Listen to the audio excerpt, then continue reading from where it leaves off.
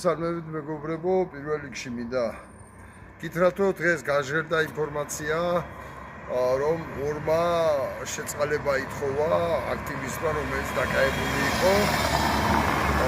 მე მინდა ერთი რამე ვთქვა.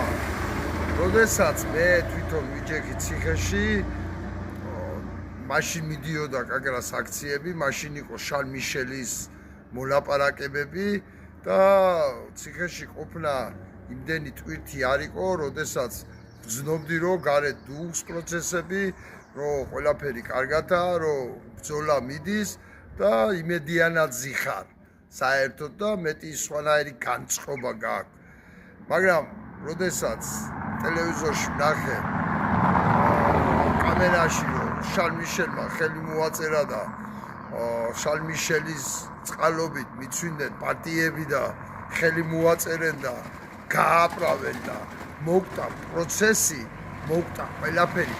ერთი კვირა დანა რო დაგეთხა, სისხლი არ გამომივიდოდა ნამდვილად რა.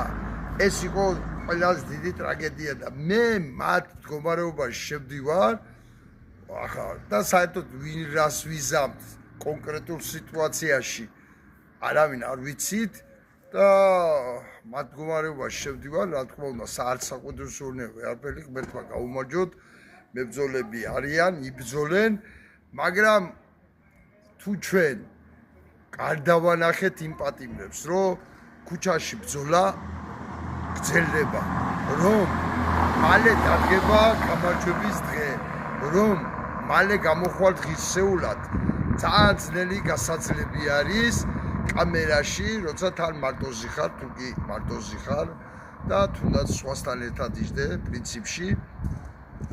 ამიტომ, რა ვიცი, ხვალ შაბათის მარშია, კიდევ ერთხელ უნდა დავანახოთ იმ ადამიანებს იქ, რომ თუ წინა შაბათს გამოვიდა 100 კაცი პირობითად, ამ შაბათს უნდა გამოვიდეს 400 კაცი, იქეთ შაბათს 1000 და ასე პატება უნდა იყოს 26 მაისამდე და ამას უნდა შრომა, შეხვედრები, მოწოდებები და ბრძოლა.